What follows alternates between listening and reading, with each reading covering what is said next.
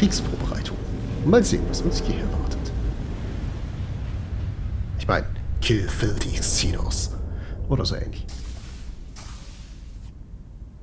Ambassador Spock, my senior staff.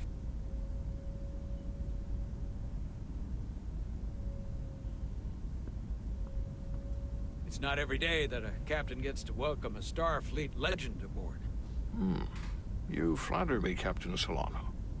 But legend implies the past tense, whereas I am very much focused on our present circumstances. I didn't mean to suggest you were stuck in the past. Mhm. You're right, Ambassador. Not the most diplomatic choice of words. We're all curious about the future, Ambassador. Specifically, what exactly are we getting involved in here? We got the basics from Starfleet. Two formerly peaceful neighbors are now on the brink of war. Indeed, and the tension between them grows fiercer by the hour.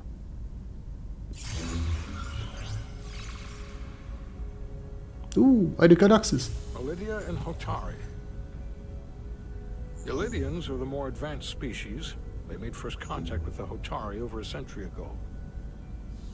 This is Tau, the Hotari moon.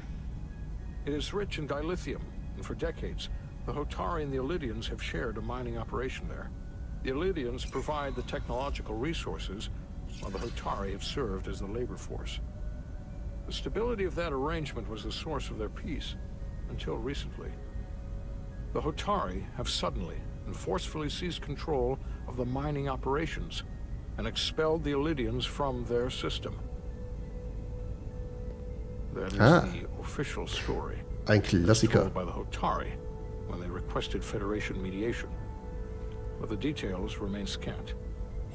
Communications between all parties have been limited by the ionic interference. How is it the Hotari were able to turn the tables and take the mines against superior forces, especially after decades in this arrangement? Unclear. The answer to that question may be the key to a new, lasting peace, and one that I hope we can uncover during these negotiations. But it is unlikely the relatively primitive Hotari forces would stand a chance against the Lydian fleet if this escalates to open war. Left unchecked, this conflict will result in more bloodshed, which is what we are here to prevent. And the dilithium trade hangs in the balance. Clearly, the Hotari have been exploited in this relationship. Maybe we can persuade them peace is the more profitable alternative for everyone. They both profited from the mines. And for the Hotari, something is better than nothing. Peace is our objective, after all. That is correct. If we could convince them, it would restore the peace. But we would need the Hotari to accept a difficult compromise. Made all the more difficult by the emotions flaring on both sides, no doubt. Neither the Lydians or the Hotari are members of the Federation, so we can't make them do anything. There is an additional complicating factor I should mention.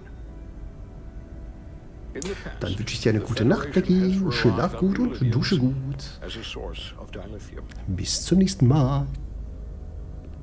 That certainly changes things. Und schön, dass du da warst. It's dilithium from a lot of places. Yeah, and this is one of them.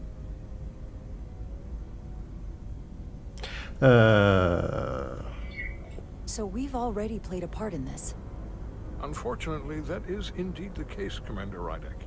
We're morally obligated to make Vergiss this nicht hinter right. den Ohren, Hold genau. on. Our only obligation is to negotiate the peaceful resolution of this conflict. Given the Federation's involvement in the Iridium dilithium trade, Captain Solano and I must make every effort to appear neutral in these negotiations. What worries me is if this whole thing unravels, and we're at the mercy of the storm at less than full strength. We can't let it come to that. Considering what the ion storm has done to our ship, and the Ambassador's shuttle, we have to assume the Elydian fleet has had problems with it as well. This recent surge in the energy disturbance temporarily levels the playing field. Commander Westbrook is correct. The energy anomalies around the Hotari systems have been noted in the past. But They have never been observed on the orders of magnitude we have seen in recent weeks. If it's keeping the two sides talking instead of shooting at each other, that actually helps us negotiate a peace. And we'll take advantage Yep. of that as long as it works in Genau our so. favor. And when it doesn't? All the more reason to learn as much about it as we can while we are here. We do not want to be caught unprepared, should the energy anomaly continue to fluctuate.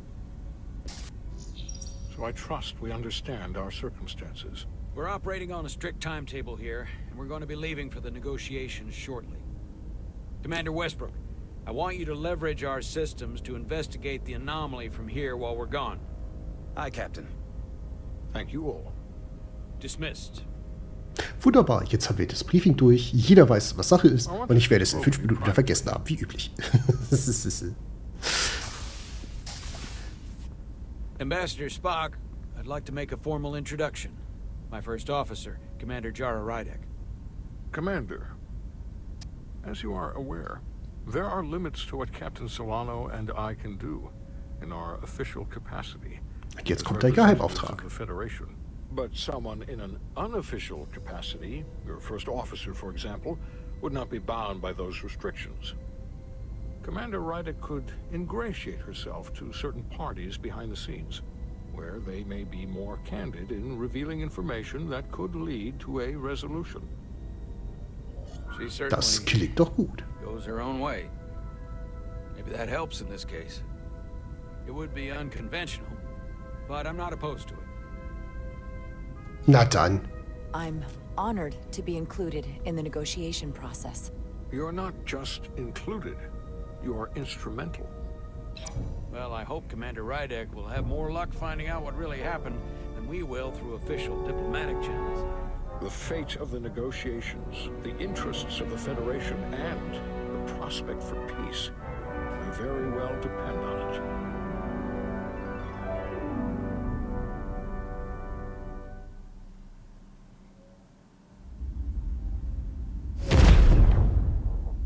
Plopp, das Rotari-System, würde ich behaupten.